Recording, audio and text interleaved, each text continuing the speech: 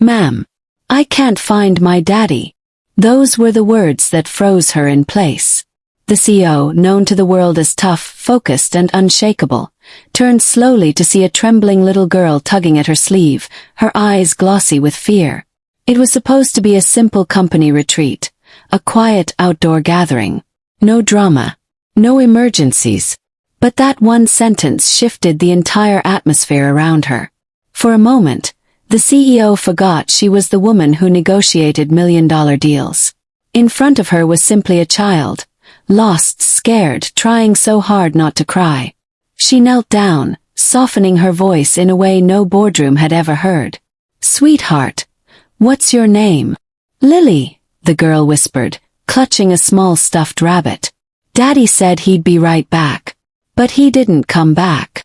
The CEO felt a tug at her heart she hadn't expected. "Do you remember which way he went?" Lily pointed shakily toward the woods, a quiet trail behind the retreat center. Not unsafe but confusing. Even adults sometimes returned disoriented. She stood up immediately. "Stay close to me, okay? I'm going to help you find him." People watched surprised. The CEO rarely left her structured agenda, yet here she was, abandoning everything to follow a frightened child into the trees. She didn't care about the curious whispers behind her. All she cared about was the small hand slipping into hers, trusting her completely. Every step deeper into the woods brought new waves of concern. The trees grew denser, the path less clear. But she kept her voice steady. "Your daddy must be looking for you too. We'll find him. I promise." Lily nodded bravely, though her lip trembled. "He's all I have," she said softly. The CEO felt that sentence like a weight on her chest. As they walked, the CEO's thoughts drifted to her own childhood, how she often felt lost emotionally, even when surrounded by people. She had built her success on independence, on never needing anyone. Yet here she was realizing how deeply it meant to be needed. Then they heard it. Distant rustling, frantic footsteps, and a man's voice calling out, strained with panic. "Lily! Lily!" Lily gasped, dropping the CEO's hand and running ahead. "Daddy!" The CEO followed, emerging into a small clearing just in time to witness the father fall to his knees, gathering Lily into his arms with overwhelming relief. He held her tightly, whispering shaky reassurances. When he finally looked up and saw the CEO, gratitude washed over his face. "Ma'am, thank you. I took one wrong turn and when I came back she was gone. I thought." His voice faltered but the CEO gently stopped him. "She's okay. That's all that matters." Lily turned to her and asked softly, "Will I see you again?" The CEO smiled, a real smile, one her employees rarely saw. "I hope so."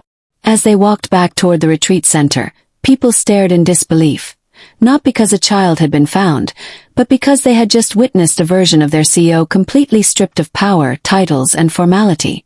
What they saw instead was kindness, steady and quiet, guiding a lost little girl through the trees. Later that evening, when most guests were leaving, Lily's father approached again. "I should tell you something," he said, voice softer now. "I was nervous bringing her here. Her mom passed when she was little. I've been trying so hard to raise her right, but sometimes I feel like I'm failing." The CEO paused. "You're not failing. She trusted you enough to wait for you. She trusted me because of how you raised her. That says everything." His eyes glistened with unexpected emotion. The twist came moments later. Lily tugged on her father's sleeve and whispered, "Daddy, that lady helped me just like Mommy used to."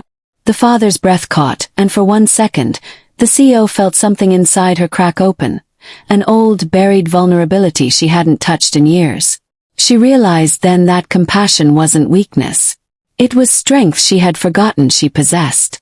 When they finally walked away, the woods looked different, less like a place someone could get lost in, and more like a place where something important had been found.